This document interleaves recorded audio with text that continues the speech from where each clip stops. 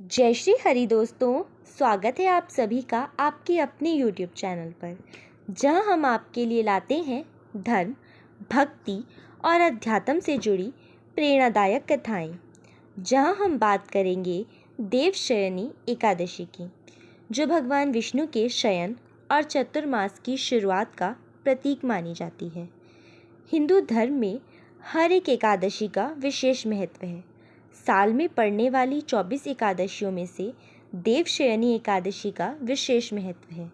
हर साल आषाढ़ मास के शुक्ल पक्ष की एकादशी को देवशयनी एकादशी का व्रत रखा जाता है। इस दिन भगवान श्री विष्णु सृष्टि के संचार का कार्यभार भगवान शिव को सौंपकर 4 माह के लिए क्षीर सागर में योग निद्रा के लिए चले जाते हैं। इसके साथ ही चतुर्मास आरंभ हो जाता है। इन 4 माह में किसी भी प्रकार के मांगलिक कामों की मनाही होती है। देवशयनी एकादशी के दिन भगवान विष्णु और माता लक्ष्मी की विधिवत पूजा करने के साथ व्रत रखने का विधान है। इस एकादशी को आषाढ़ी एकादशी, पद्मा एकादशी और हरिशयनी एकादशी के नामों से भी जाना जाता है। कब है एकादशी व्रत? पंचांग के अनुसार आषाढ़ मास के शुक्ल पक्ष की एकादशी 5 जुलाई को शाम 6:58 से शुरू होगी और 6 जुलाई को रात 9:14 पर समाप्त होगी। ऐसे में उदया तिथि के हिसाब से देवशयनी एकादशी का व्रत 6 जुलाई 2025 रविवार को रखा जाएगा। देवशयनी एकादशी 2025 पारण का समय। हिंदू पंचांग के अनुसार देवशयनी एकादशी का पारण 7 जुलाई को सुबह 5:29 से सुबह 8:16 तक किया जाएगा। देवशयनी एकादशी से भगवान विष्णु क्षीर सागर में 4 महीने के लिए योग निद्रा में चले जाते हैं। इसके बाद भगवान विष्णु योग निद्रा से सीधा 4 माह बाद प्रबोधिनी यानी देवउठनी एकादशी को जागते हैं। इस दौरान भगवान के योग निद्रा के समय सभी मांगलिक कार्य जैसे विवाह, गृह प्रवेश, सगाई, मुंडन संस्कार आदि शुभ कार्यों पर रोक रहेगी। इसके बाद यह 2 नवंबर को देवउठनी एकादशी से ही यह आरंभ होंगे। देवशयनी एकादशी महत्व। इस पावन दिन व्रत रखने से सभी तरह के पापों से मुक्ति मिल जाती है। इस व्रत को करने से व्यक्ति को सभी मनोकामनाएं पूरी हो जाती हैं। देवशयनी एकादशी का विशेष महत्व है क्योंकि इस दिन भगवान विष्णु क्षीर सागर में योग निद्रा में चले जाते हैं और चतुर्मास आरंभ होता है। इस काल में कोई भी शुभ कार्य, विवाह, गृह प्रवेश, मुंडन आदि वर्जित माने जाते हैं। यह 4 माह आषाढ़, श्रावण, भाद्रपद और अश्विन 1 तक चलता है। इस व्रत को करने से जीवन में पाप नष्ट हो जाते हैं, पुण्य की प्राप्ति होती है और मोक्ष की ओर अग्रसर होने का मार्ग मिलता है। धार्मिक मान्यताओं के अनुसार एकादशी का व्रत रखने से मृत्यु के बाद मोक्ष की प्राप्ति होती है। देवशयनी एकादशी पूजा विधि। सुबह जल्दी उठकर स्नान आदि से निवृत्त हो जाएं। घर के मंदिर में दीप प्रज्वलित करें। भगवान विष्णु का गंगा जल से अभिषेक करें। भगवान विष्णु को पुष्प और तुलसी दल अर्पित करें। अगर संभव हो तो इस दिन व्रत भी रखें। भगवान की आरती करें, भगवान को भोग लगाएं। इस बात का विशेष ध्यान रखें कि भगवान को सिर्फ सात्विक चीज़ों का भोग लगाया जाता है। भगवान विष्णु के भोग में तुलसी को ज़रूर शामिल करें। ऐसा माना जाता है कि बिना तुलसी के भगवान विष्णु भोग ग्रहण नहीं करते हैं। इस पावन दिन भगवान विष्णु के साथ ही माता लक्ष्मी की पूजा भी करें। ओम नमो भगवते वासुदेवाय मंत्र का जाप करें। विष्णु सहस्त्रनाम या गीता का पाठ करें। रात्रि जागरण करें और अगले दिन व्रत का पारण करें। इस दिन भगवान का अधिक से अधिक ध्यान करें। एकादशी पूजा सामग्री। श्री विष्णु जी का चित्र अथवा मूर्ति, पुष्प, नारियल, सुपारी, फल, लौंग, धूप, दीप, घी, पंचामृत, अक्षत, तुलसी दल, चंदन, मिष्ठान। चतुर्मास में क्या करें और क्या ना करें। क्या करें? जप, ध्यान, भजन, सात्विक भोजन, ब्रह्मचर्य का पालन, सेवा कार्य। क्या ना करें? विवाह या शुभ कार्य, मांस, मदिरा, प्याज लहसुन, तामसिक भोजन, झूठ बोलना, हिंसा। देवशयनी एकादशी व्रत कथा।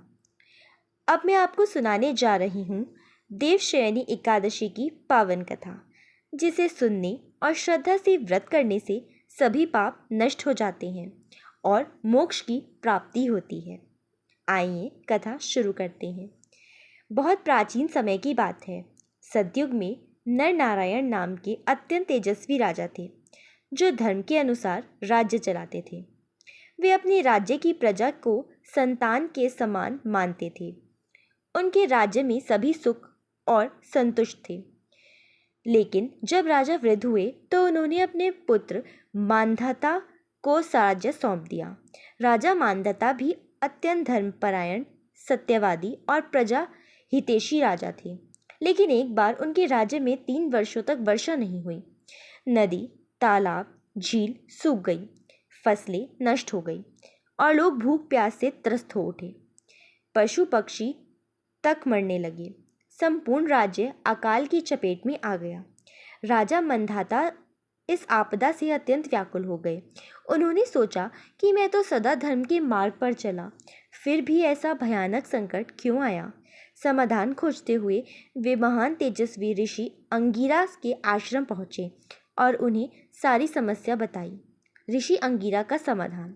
ऋषि अंगिरा बोले, हे राजन, यह संकट प्रकृति और धर्म के असंतुलन के कारण है।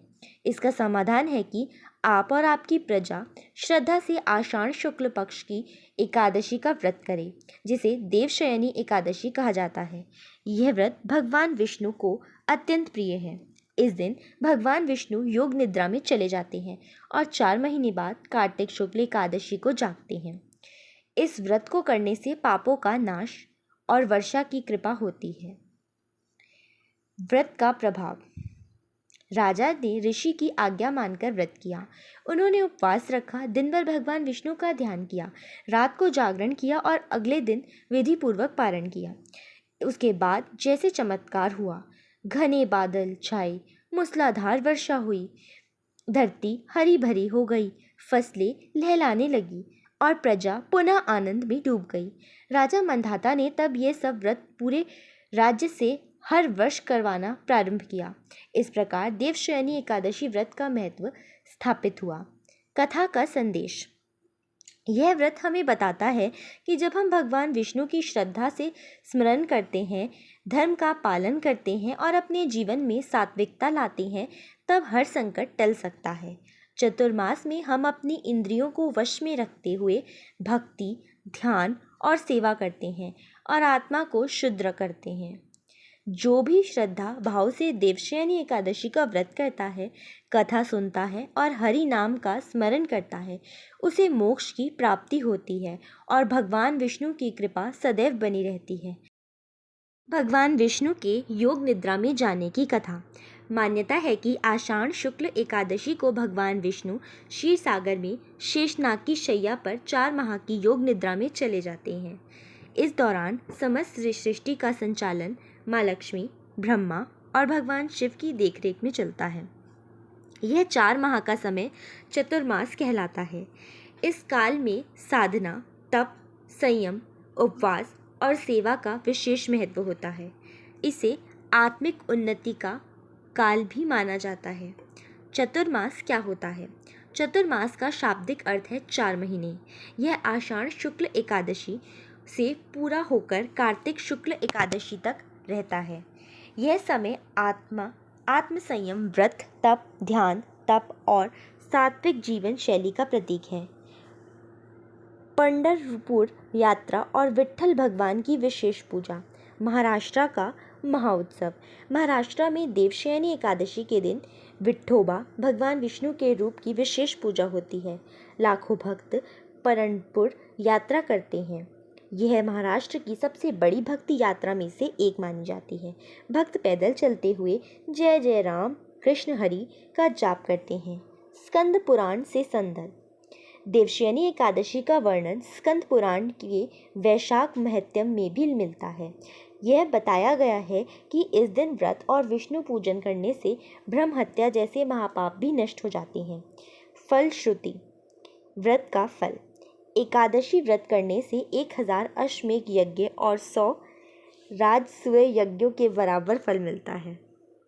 जो इस व्रत की कथा सुनता है या सुनाता है उसे विष्णु लोक की प्राप्ति होती है।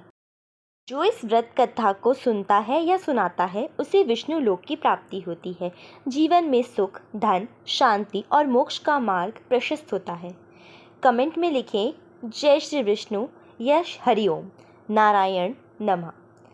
देवशयनी एकादशी न केवल एक व्रत है बल्कि एक साधना का काल है। जब हमें भगवान विष्णु के चरणों में खुद को समर्पित करना होता है, इस पवित्र अवसर पर व्रत करें, कथा सुनें और हरि नाम का संकीर्तन करें। अगर आपको ये वीडियो पसंद आई हो तो लाइक, शेयर करें और चैनल को सब्सक्राइब करें ताकि ऐसे ही और भक्ति से भरे वीडियो आप तक पहुंच सकें। कमेंट में जय श्री हरि ज़रूर लिखें। जय श्री हरि, जय श्री हरि, जय लक्ष्मी नारायण, जय लक्ष्मी नारायण।